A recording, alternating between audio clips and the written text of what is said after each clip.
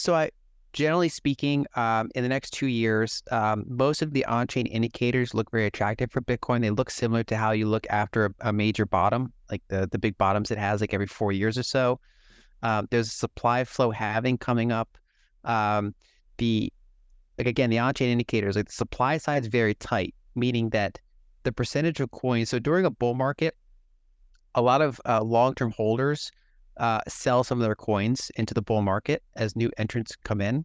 And then during bear markets, a lot of these kind of like fast money people get out. And a lot of these long-term holders reaccumulate coins. And so a lot of coins get held by very tight hands that really know what they're holding and don't plan to give it up unless they have a massive price increase. And so generally you kind of run out of sellers and there are people still buying, and that kind of sparks the next bull run.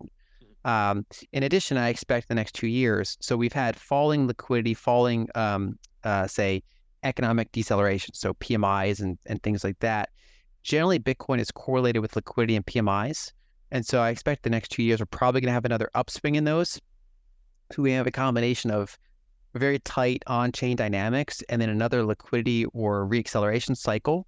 I don't think we're there yet, but when we look out to say 2025, I think we're probably going to be due for another Bitcoin bull run. I mean, that's subject to various things that, liquidity crises or geopolitical issues or things that could derail it. But that would be my base case, is that I think we're in that more attractive phase of the Bitcoin cycle.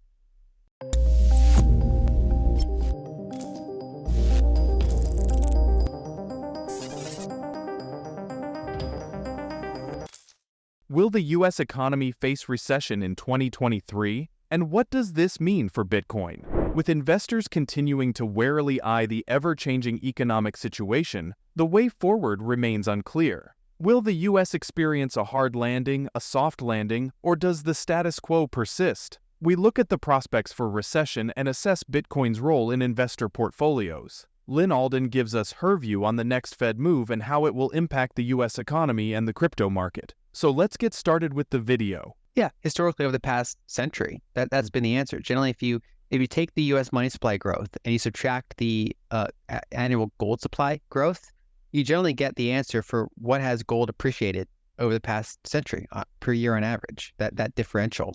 Now, obviously, every year it's not going to be that smooth. There's going to be a decade where gold is flat.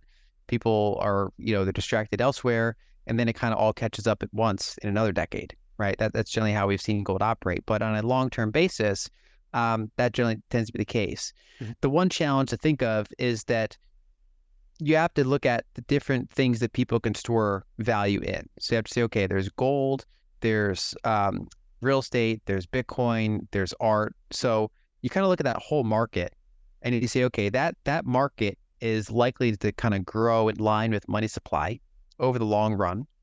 And then the question is, among those different competing assets, which ones are going to eat into market share of others, right? Is something going to get more people interested in gold? Is something going to get more people interested in Bitcoin? Is something going to get people more interested in focusing on real estate? And you can make different arguments as to why. If India's GDP doubles, culturally they very much like precious metals. They have a long track record of that. They're going to probably want more precious metals. On the other hand, if Bitcoin continues to grow at the rate of it generally has, it clearly is chipping into some demand for gold and silver, because now as a capital allocator, pre-Bitcoin I'd have gold and silver. Now I can say, okay, well, gold, silver, and Bitcoin, right? And so what percentage do I want to have in either? So it kind of fractures the market share a little bit. But in general, I think that's the way of thinking of it, is comparing those different supply growth rates and then determining among those tight supply things, what is more attractive. As an example, to use a company, both Apple and IBM have reduced their number of shares over the past 10 years. These are outright deflationary assets. And Apple appreciated a lot more, whereas IBM's been a terrible investment. And it's because IBM is losing market share. Their ecosystem is deteriorating, whereas Apple's ecosystem has gotten stronger over that period. So it's not just the supply of something, it's the supply combined with its inherent desirability versus competing assets of its category. If I go back many years to 2016, 2017, one of the things that made me more interested in focusing on macro versus equities. I cover a lot of equities, but my historical focus on investing was, value investing or growth at a reasonable price investing, kind of analyzing equities. And the reason I began emphasizing macro more is because we started to get an unusual phenomenon. So normally budget deficits in the United States are highly correlated with the unemployment rate. So low unemployment, smaller deficits, higher unemployment, higher deficits. And in that 2016-27 timeframe, we started to see a decoupling. So the unemployment rate was going down, but deficits, which had been going down as a percentage of GDP, began widening. And when you looked into why, it was largely a demographics issue. So as the top-heavy entitlement programs, which were in place, as the very large baby boomer generation began entering retirement in size, we started to get this divergence where you have large deficits even when you have low unemployment. And of course, they blow out during an entity like an aspect like COVID, like a period like that. And so the early signs of fiscal dominance began back then. Of course, it was a very small thing, but it's showing the initial trend change. And basically, in my view, that said, okay, some of these things that people have talked about for decades that they were often too early on are actually starting to materialize.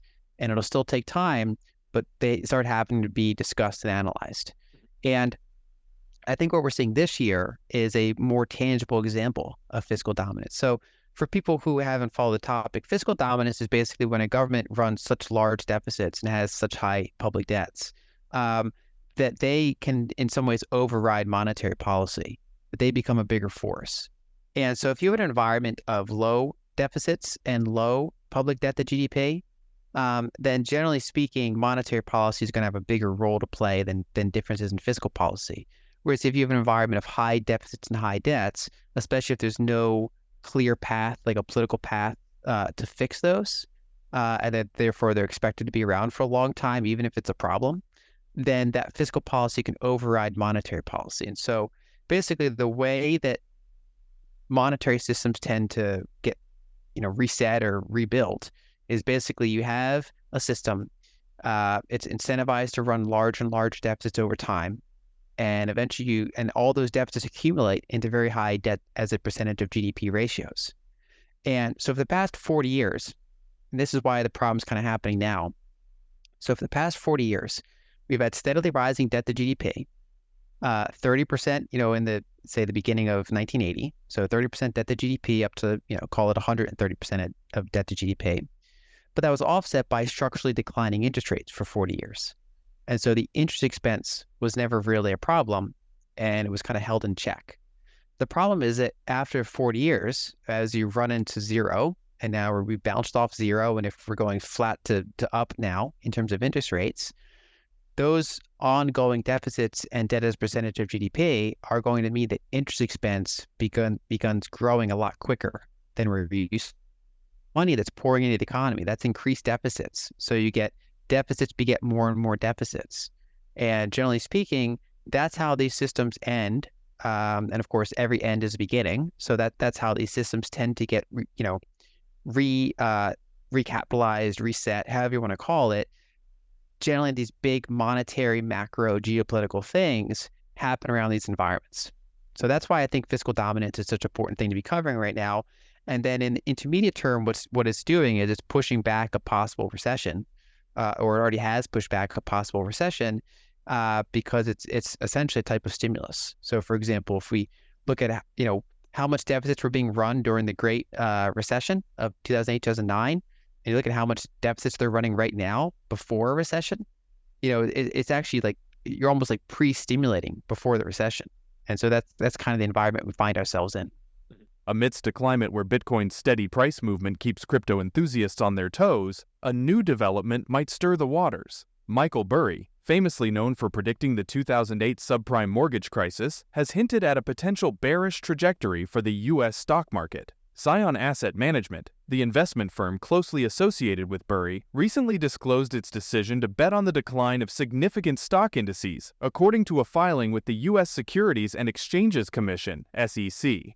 To offer context, Burry's firm has opened substantial short positions against renowned U.S. stock indices, namely the Nasdaq 100 and the S&P 500, which has shown correlations to the crypto market in the past. This declaration involves procuring puts worth approximately $740 million on the Invesco QQQ Trust Series 1 and a staggering $900 million on the S&P 500. These investments account for nearly 93% of the entirety of Burry's portfolio, underscoring the intensity of his conviction. So why does this matter to the cryptocurrency world?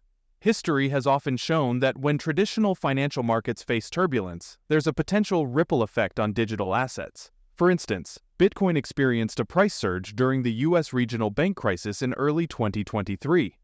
While it's speculative, should the U.S. stock market experience a downturn, crypto traders could potentially view Bitcoin as an attractive investment opportunity, presenting both high risks and potential high rewards. Furthermore, other developments are nurturing the optimism within the crypto sphere. Speculation is rife about the prospective approval of a Bitcoin ETF in the upcoming months, which could further impact its value positively.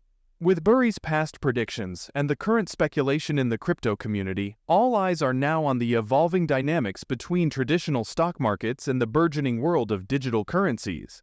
As the intricate dance between these financial realms continues, the only certainty is that the markets will keep everyone guessing.